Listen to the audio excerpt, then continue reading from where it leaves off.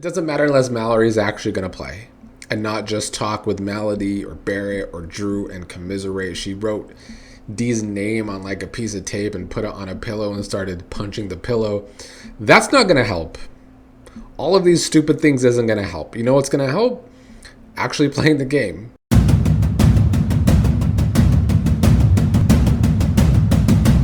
What's up, everybody? We are back to talk about this absolutely horrendous cast of Big Brother 28, where we're coming off of a day that was at least a more low-key day. You know, we had somewhat less problematic shit happening in the house, but you know what we still had? A complete lack of gameplay, which has been quite one of the many themes this season, one of the many negative themes from this season. One person who I think is trying to play a little more is Lala. And that is good to see. She is safe this week after winning the veto. She got told by Dee that the target has shifted from Drew to Mallerie, which Lala was a little surprised about, but wants to know that if Mallory's the target this week, then who's the target next week? Is it Drew? Dee said that's fine because Dee can't compete anyway, and of course Dee doesn't want to be the target. But even though Lala is playing a little more, I still feel as though we have just a long line of cast members in this game left that are not going to take that shot that they need to take, which is all three cons on the block. But Drew ratted out Mallory and Melody to Devens again. What else is new? He told Devens that he wasn't sure that Mallory would put up all three icons if she was HOH, but now that she's the renom, that's a big possibility. Devens, of course, doesn't want to hear this, and of course is saying that's not making me want to keep her, but Devens already isn't planning on keeping her, so Devens is just playing Drew to his face per usual. Then Devens went on this spiel calling Taylor a bad player who threatens people when she's on the block. To me, this is Devens remarking on the Taylor and Haley conversation when Taylor was just trying to have a real conversation with Haley when it comes to microaggressions and race. And I don't think fuck-ass Rick Devens wants that conversation to happen about how this cast has treated the black players, because Taylor did not threaten Haley. She tried to help her to talk about the issues before production possibly airs the issues, because she's been talking about it in the DR, and Haley would maybe not look as bad as she could if there is a possible edit if she would have that conversation, but we all know that Haley is extremely dumb. There is nothing, just box of rocks for brains, maybe just Botox for brains, because that's her whole face. Maybe she needed a plastic surgery brain as well. But Devens is obviously coming from a place of production privilege, because the cons are going to get a good edit regardless, so of course he could say these stupid ass things. But also, this is the same person, Taylor, who most of this cast doesn't want to talk to her right now, and they don't really go out of their way to talk to her, and they always talk about how she's up in her pod. So what is she doing? Threatening people from her pod? Plus, just last week, we covered how Devens was the one threatening Drew and Barrett, and he gets away with it because they're two of the biggest bitches to ever play a game. Any game, not just Big Brother, Survivor, The Challenge, The Traitors, never been bigger bitches than Drew or Barrett. Drew told Devens in one of his usual racially influenced jokes, talking about if Taylor goes, will Yash work with Lala for obvious reasons? Well, what are those obvious reasons, Drew? Drew is constantly saying shit like this. And that is why he now has this long list of history of being prejudiced in this game. Lala, like I said, is playing the game more. She approached Barrett to see if he wants to do something in this game. Barrett is saying that he would, and that this game it's good to have personal relationships. The only thing working for Barrett, he hasn't truly played the game whatsoever. He hasn't won anything. He hasn't done any decision making. The vets do the decision making for him. But if there's a bitter jury and Barrett's at the end, he's gonna win. And I hate that, but honestly, it's like the pros and the cons of weighing who's going to fucking win this season, I don't know. It's mostly bad options all around. But I don't think Barrett's going to work too closely with Lala. But it could be a good relationship to have for jury votes. Barrett's one of the few people thinking about that. Dee and Devens again had a conversation about how Mallory really, really needs to go. Because if FAP is still around, FAP, aka For Absolute Pussies, they could always take numbers to the other side of the house, as if Drew or Barrett would ever do that. But Dee and Devens are worried about that. They do think that they need to have Barrett and Drew stick with them, and that this week they are taking options away from Drew and Barrett by getting rid of Mallory. Mallory could kind of see the writing on the wall, asking Barrett that if Taylor wins, does Dee think Drew will stay? And Barrett says yes. And so Mallory obviously is going to spiral, thinking she's going home, and maybe that there is some kind of deal between Yash and Dee, which there is. Mallory said that Dee would send her home over Taylor. Barrett is saying she's not going to do that, but Mallory thinks she would. Barrett saying that really makes no sense to me. Dee has not told Barrett that that is the plan yet. She will eventually. And what's Barrett going to do about it when he finds out that's the plan? Probably still a whole lot of nothing. These boring, scared players. So Lala did use the power of veto on herself at the veto meeting, and Dee officially nominated Mallory as the replacement nominee. Devens told Drew afterwards that he really likes Mallory, but that Mallory has it out for him, and that he is more afraid of Mallory than Taylor. So Devens already kind of laying the groundwork to get rid of Mallory this week.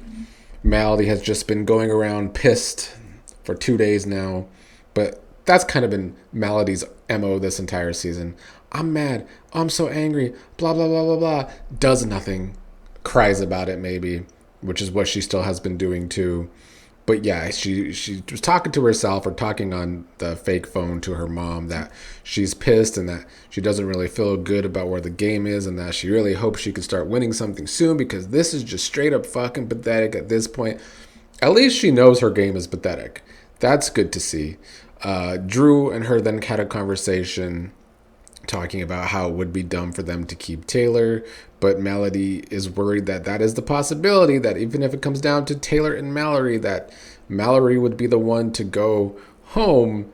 Mallory says it was dumb for Dee to put up Mallory in the first place, and that Dee doesn't seem like the brightest cookie, or maybe she is, and she threw up 2 members of FAP. Yeah. I don't know how this necessarily plays out for Dee's jury management. Like I said yesterday, I feel like she's one of few playing to win. But this isn't Survivor. This is Big Brother. And there is more often than not a better jury here than in Survivor. I think that is because it is such a longer game. You have a longer time to either get your feelings hurt by someone or just straight up not like a person. And I don't think Dee is really thinking about that. But Mallory wants Taylor and Lala's votes this week. But guess what? She's not campaigning to them. And she's still talking about how if she stays, she wants to work with the Armpit Alliance, except not Dee. Like that's going to work.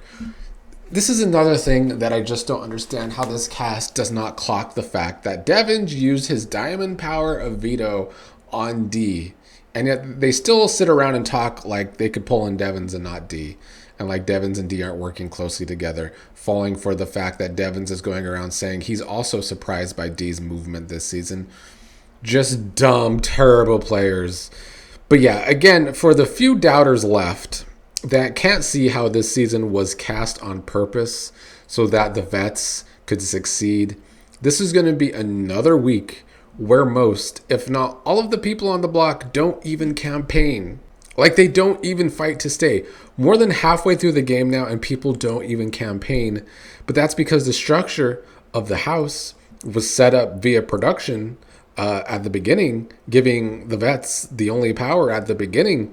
And then they had power, so much power, so early in the game. And that is why we are here now. There is no use in Taylor campaigning because most of the people in the cast don't treat her as an actual person. There is no use in Mallory campaigning because even her closest allies are not playing their own game and would rather do whatever the vets do.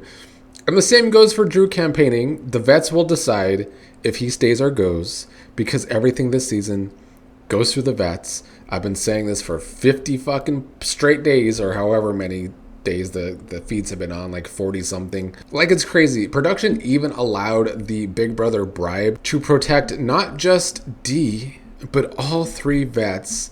And it basically neutralizes their biggest threat left in Yash. I was told in the comments when Dee and Devens were getting powers that the Big Brother bribe is not a good power. Right, and yet it's able to protect all three vets. That is one of the reasons only Devens and Dee got the powers this season. But yeah, Drew and Barrett are basically all back in with the crossovers, even with them seeing that the cons are forcing their hands this week. Barrett could still play the game. He is the last player, I think, that could actually shake up the season. Though he would only do that if he would like shake it up by trying to vote out Drew over Mallory if it comes down to those two and Taylor wins the blockbuster. But honestly, that would be a bit of a power move from Barrett, because the vets don't expect him to not vote out Mallory. I mean, he is saying he would vote out Mallory over Drew, but he could go against that. He would have to get Haley on board for sure, though, and I think he could do that. So Barrett could make a power play this week. But, like, look, we're having to rely on Barrett to play the game. Good luck with that. Yash told Drew last night how Barrett, Mallory, and Mallerie would actually ride for him. But, like, Drew instead is always seeking favor from the cons, basically. And that's exactly what Drew does. Even when the cons play him, make him look stupid, make him look weak, he still runs back wanting favor with the cons. That's what we're seeing again this week. Yash was saying this to his face.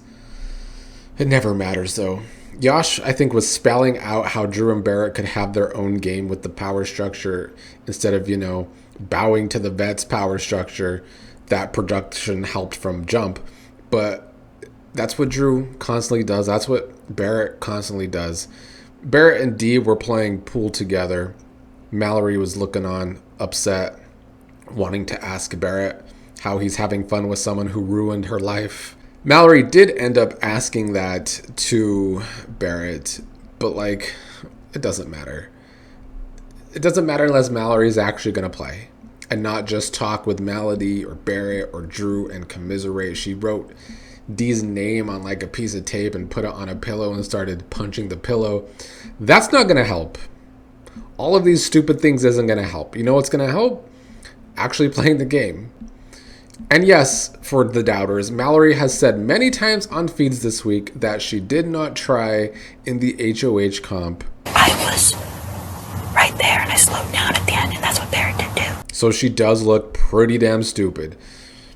Lala, again, was trying to play. She was raising valid points about the FAP, the 4 in jury, the 4 absolute pussies in jury, and how they can really control a jury vote if they wanted to.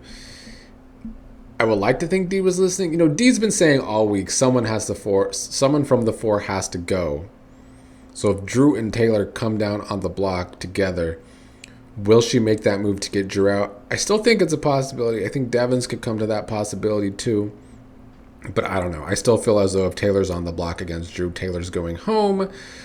But yeah, Lala, she's growing as a player this week. That is good to see. I still think Lala really, really is missing finesse. And I don't think she's ever going to have finesse in this game.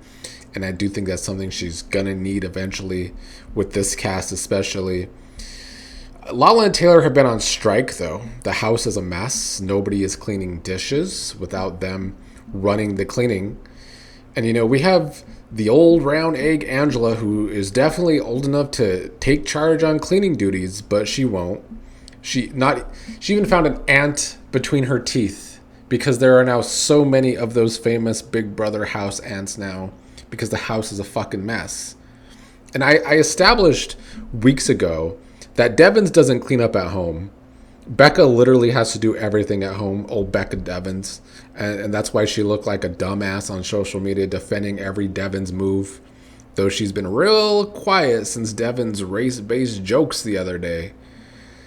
Also, with Lala and Taylor as have-nots this week, not cooking either, Haley managed to not only make burnt fish, but inside was looking rather uncooked as well.